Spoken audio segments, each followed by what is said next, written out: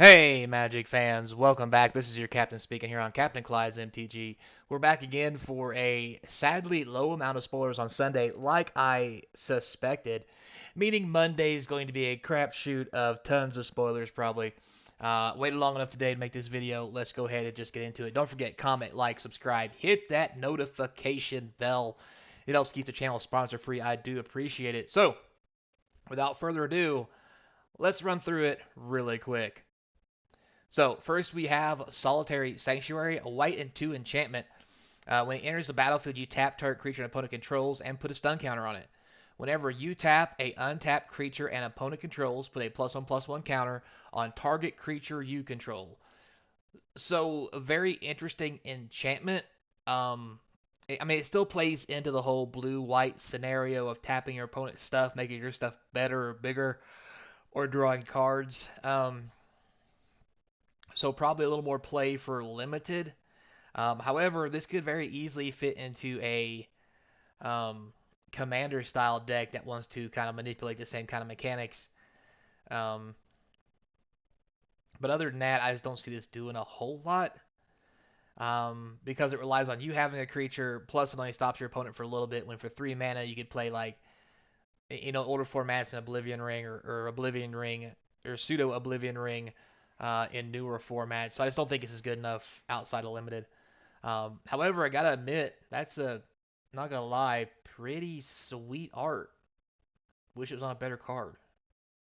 That's really sweet art. Anyway, all right, moving on. Next we have Belligerent of the Ball, whatever that means. So for red and 2, you get a 3/3, good rate. Beginning of your combat on your turn, if 2 more permanents enter the battlefield, which is what Celebration means. Target creature you control gets +1/+0 and gains minutes. So not necessarily this one, but any of them you have. So that's really cool as well. Worst case scenario, it's a 4/3 for 3. Best case scenario, it's a 3/3 that's coming in and helping something else get in. Fine for limited. Again, this is not something that's going to see a whole lot of play outside of limited.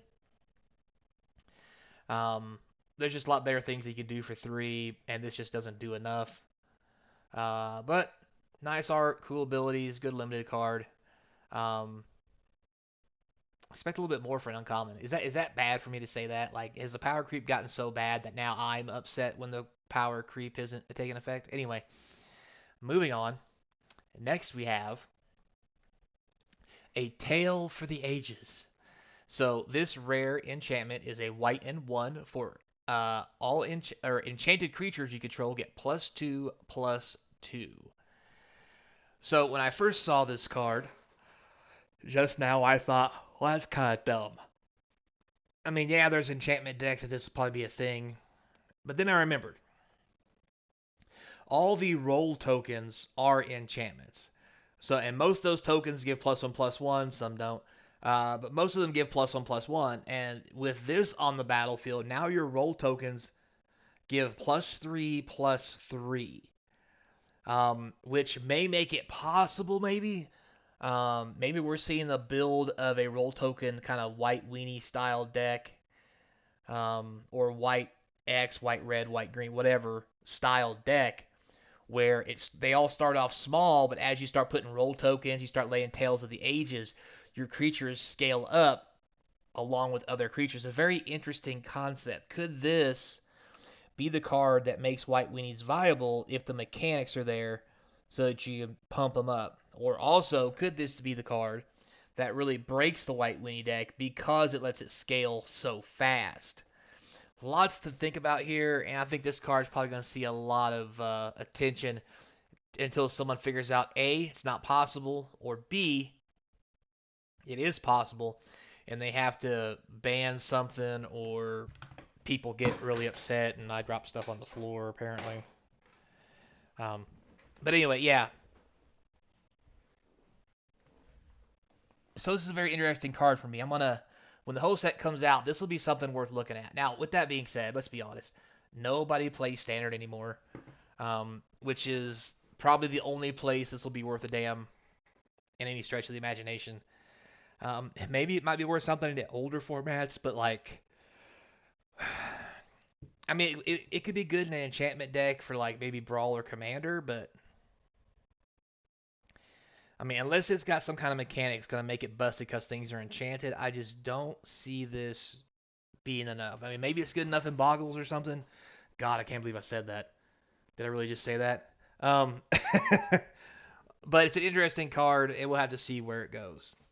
So, uh, and next we have the section of You've Got Some Nerve. We got nothing. They got no nerve because they didn't print anything. They didn't print. They didn't reveal anything from the enchantment sheet today for me to show you. So yeah, that's the thing, I guess. So with that said, guys, like I said, it's gonna be kind of quick. I'm not gonna make it. I'm not gonna drag us out to 10 minutes like some people will. I really don't care. Got things to do. Don't forget, I'm on Twitch now. There's links in the description to the eBay store, TCG Player, even Patreon if you want to hook it up that way.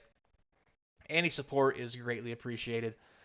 Um, but yeah, I got work to do this week, so I'm gonna try to make some videos in advance. If not, it's probably gonna be a little slow toward the midweek for videos, just because I've got things I gotta do, life and such. So, with all that said, guys, thanks a lot. Until next time, be kind, and as always, I hope to see you across from the game table.